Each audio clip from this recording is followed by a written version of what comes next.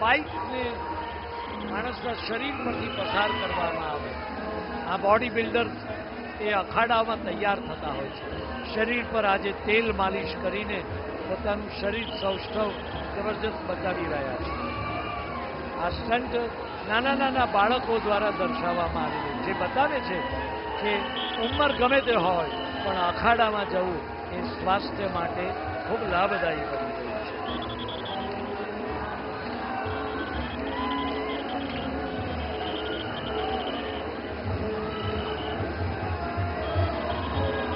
તમને જાણીને નવાઈ લાગશે કે અમદાવાદમાં રથયાત્રા નીકળે છે તો આ મુખ્ય રથયાત્રા જગન્નાથજીના મંદિરેથી નીકળે છે, પરંતુ ભગવાન જગન્નાથજીની આ 147મી રથયાત્રા 3 દિવસ સુધી એ ચાલતી રહે છે.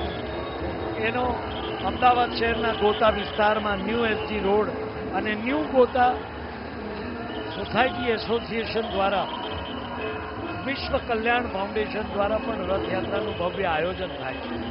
કલ્યાણ ફાઉન્ડેશનના ફાઉન્ડર જુદા જુદા વિસ્તારોમાં રથયાત્રાઓ નીકળતી હોય છે. આપણા મેમનગર વિસ્તારમાં આવેલા ગુરુકુલ વિસ્તારમાંથી પણ રથયાત્રા નીકળે છે. અમદાવાદના ઇસ્કોન મંદિર પાસેથી પણ રથયાત્રા નીકળે છે અને એ જ રીતે ન્યૂ એસજી રોડ, ગોતા અને પ્રાણિત વિસ્તારમાંથી પણ રથયાત્રાઓ નીકળતી છે. આ રથયાત્રાઓ અત્યંત મહત્વની છે અને રથયાત્રા દ્વારા આપણે અત્યારે અમદાવાદના નિજ માર્ગો પરથી પસાર થતી રથયાત્રા નિહાળી રહ્યા છીએ. અમદાવાદ દૂરદર્શન દ્વારા તમને જીવંત પ્રસારણ એનું દર્શાવવામાં આવી રહ્યું છે. આ બતાવે છે કે અમદાવાદ શહેરના જુદા જુદા અખાડાવાળા કર્તવ્ય માન્યતામાં ઘેરાયેલા સંકુચિત દેવ નથી. તમે આ અખાડા બાજોને જુઓ છો, તે અખાડા બાજો ના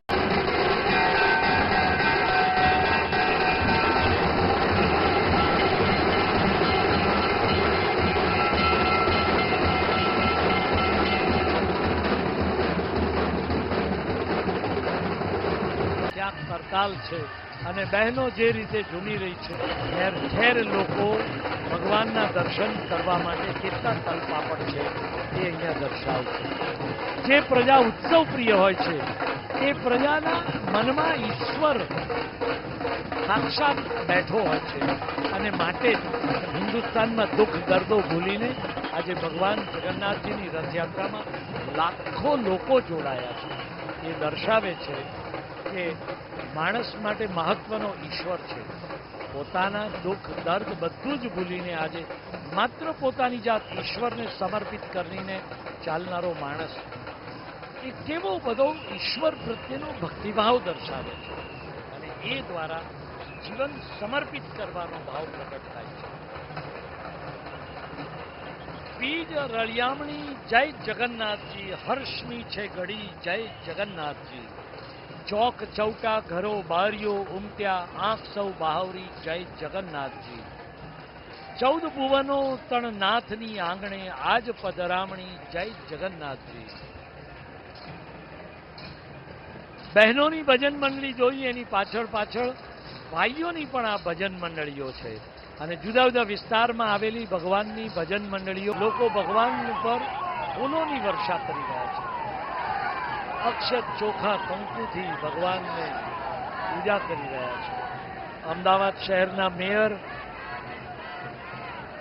એ ભગવાનના રથનું સ્વાગત સન્માન કરી રહ્યા છે.